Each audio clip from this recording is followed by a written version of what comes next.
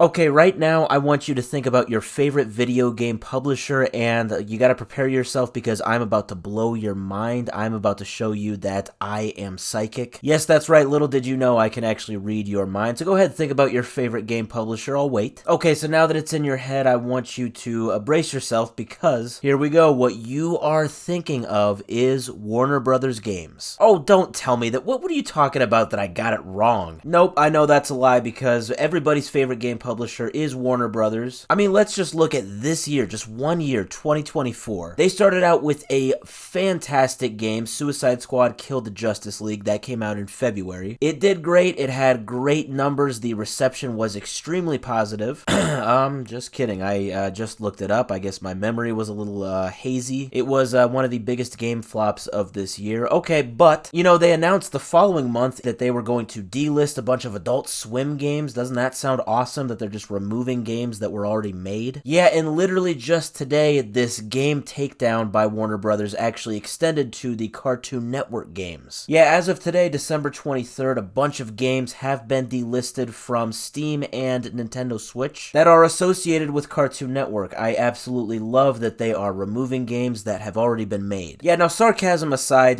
this actually is a real thing. They actually have been doing this just today, and yes, I was serious that this all did begin in March of this year, 2024, when they kind of began this sort of exodus or apocalypse of these Adult Swim games, and this sparked quite a bit of outrage, I would say, among fans, but also among these developers that made these games. They were basically losing the availability of these games to the general public for seemingly no reason, other than to, I guess I would assume, you know, maybe better the image of Warner Brothers, according to Warner Brothers. That's the only thing that I can think of, because kind of around the time that Justice League game flopped, they kind of tried to re-strategize things for Warner Brothers games. They said they didn't want to focus on a lot of AAA games, and instead they wanted to focus on live service games. Now, how that is going is kind of to be determined at this point. They haven't had a ton of games come out since the Justice League game. It's kind of rumored that, like, the next big Harry Potter game, after the success of Hogwarts Legacy, maybe this one will be a sort of live service type game that they can just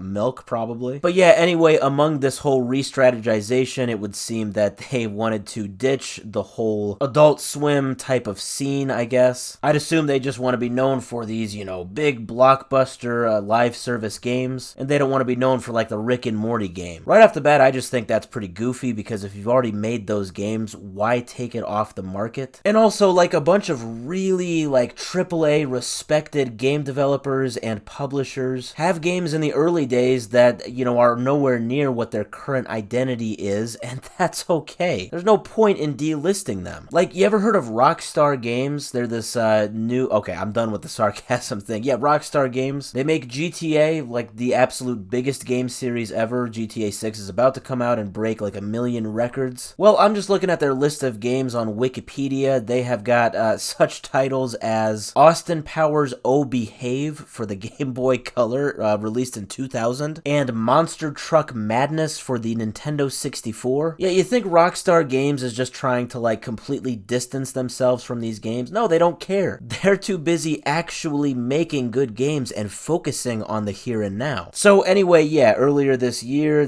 Warner Brothers wanted to just delist a lot of these Adult Swim games, and they did, but it looks like they weren't successful in all of them, because some of that backlash did lead to them keeping some of those games. But fast forward to today, Monday, December 23rd, they had one little thing they wanted to do before 2024 comes to a close, and that is get rid of more games. Now, these are actually Cartoon Network games. It looks like maybe 1 or 2 are Adult Swim games, but yeah, the majority is now Cartoon Network. Like, now we're just dealing with just basic Cartoon Network games. And I mean, it's just like, how are these Cartoon Network games going to make your image worse? So they're taking off, like, Adventure Time games, Steven Universe games, a Samurai Jack game from a lot of digital storefronts today.